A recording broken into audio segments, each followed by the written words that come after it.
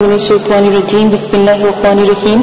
मेरे प्यारे बहनों और भाइयों, उम्मीद करती हूँ कि आप सब खैरियत से होंगे। दुआ गो हूँ कि अल्लाह पाक आपको 5 वक्त का नमाजी बना दे और कुरान पाक पढ़ने वाला बना दे। मेरे प्यारे बहनों और भाइयों, वक्त बहुत कम है, बहुत नजदीक है कि क़यामत आने वाली है।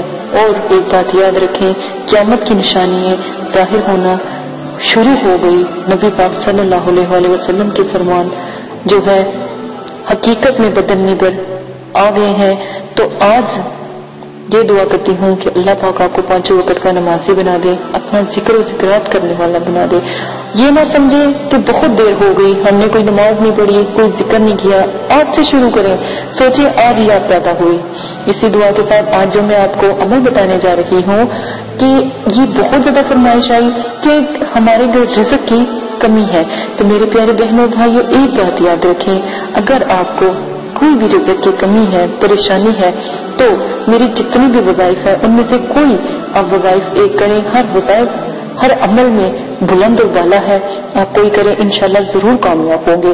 बाद नमाज इशा सूरह वाक़िया 1 मरतबा और अल्लाहु समद 312 मरतबा पढ़कर सजदे में जाकर दुआ मांगे तो इंशाल्लाह रिज़्क़ की तंगी हमेशा के लिए खत्म हो जाएगी, रिज़्क़ में कशीदगी आएगी। एक बात याद रखें, अगर आप चाहते, अगर देखें आप हफ्ते के अंदर अंदर ये दुआ कबूल हो गई और रिज़्क़ बढ़ने लग पड़ा तो गरीबों को जरूर खिलाएं।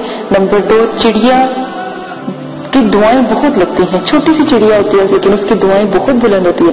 चिड़ियों को बाजरा डाला करें अपने हाथ से, अल्लाह सम्मत 312 मरतबा पढ़कर दम करें और वो बाजरा उनको खिलाएं। जैसे जैसे चिड़िया बाजरा खाती जाएंगी आपके लिए रिज़्क़ में इतनी रहमतें हो जाएंगी, बरकतें हो जाएंगी कि आपके पास जगह नहीं रहेगी कि हम इस रिज़्क़ को रखें कहाँ। तो रिज़्क़ को रखना नहीं है, लोगों में तकसीम करो। जितना रिज़्क़ बढ़ता है अल्लाह की राह में देते चले जाओ और रिज़्क़ को बढ़ता देखते चले जाओ। इजाजत दें, अपना ख्याल रखिएगा। जो रिज़्क़ को बढ़ाना चाहता है इस वज़ाइफ को करे। अपना ख्याल रखें और अपने आसपास लोगों का भी ख्याल रखें। अगर रिज़्क़ बढ़ता है उनमें भी तकसीम करें। इजाजत दें, अल्लाह हाफिज।